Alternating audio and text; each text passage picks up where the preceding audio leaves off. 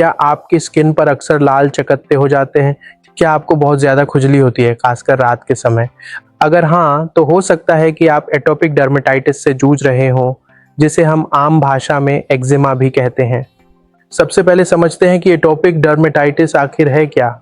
आसान शब्दों में कहें तो यह एक ऐसी स्थिति है जिसमें आपकी त्वचा लाल हो जाती है और उसमें बहुत खुजली होती है। यह लंबे समय तक चलने वाली बीमारी है, क्रॉनिक कंडीशन, और कई बार यह ठीक हो जाती है। हमारी स्किन का काम होता है नमी को अंदर रखना और बैक्टीरिया या जलन पैदा करने वाली चीज़ों को बाहर रखना। लेकिन एटोपिक डर्मेटाइटिस में स्किन का यह बैरियर कमज़ोर हो जाता है। इससे स्किन जल्दी सूख जाती है और इन्फेक्शन का खतरा बढ़ जाता है। ये बीमारी बच्चों में बहुत कॉमन है, लेकिन ये किसी भी उम्र में हो सकती है। अब बात करते हैं इसके लक्षणों की। आप इसे कैसे पहचानेंगे? सूखी और फटी हुई त्वचा, स्किन बहुत रूखी हो जाती है। खुजली जो रात में बहुत तेज हो सकती है।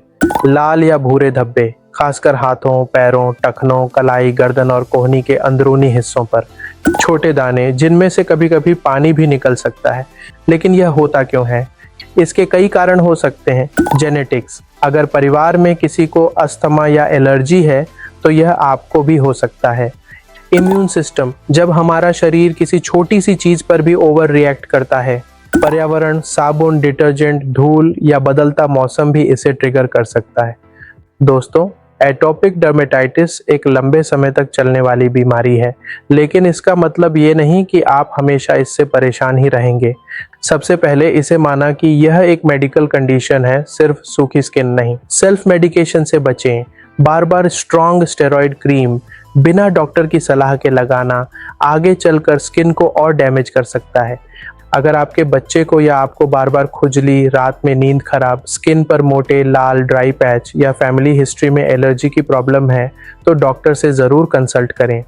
होम्योपैथिक ट्रीटमेंट में एटोपिक डर्मेटाइटिस को सिर्फ ऊपर से नहीं बल्कि जड़ से समझकर ट्रीट किया जाता है। होम्योपैथी में ऐसी दवाइयाँ होती हैं जो खुजली को धीरे धीरे कंट्रोल करती हैं, स्किन की ड्राइनेस कम करती हैं, इम्यून सिस्टम को बैलेंस करने में मदद करती हैं और बार बार होने वाले फ्लेयर अप्स को कम करने की दिशा में काम करती है।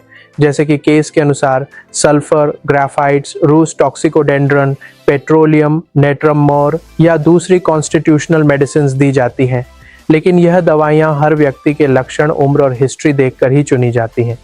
होम्योपैथिक ट्रीटमेंट के साथ सही स्किन केयर और लाइफस्टाइल मैनेजमेंट से आप एटोपिक डर्मेटाइटिस को काफ़ी हद तक कंट्रोल कर सकते हैं और धीरे धीरे लॉन्ग टर्म रिलीफ की दिशा में बढ़ सकते हैं। धन्यवाद। स्वस्थ रहिए, जागरूक रहिए।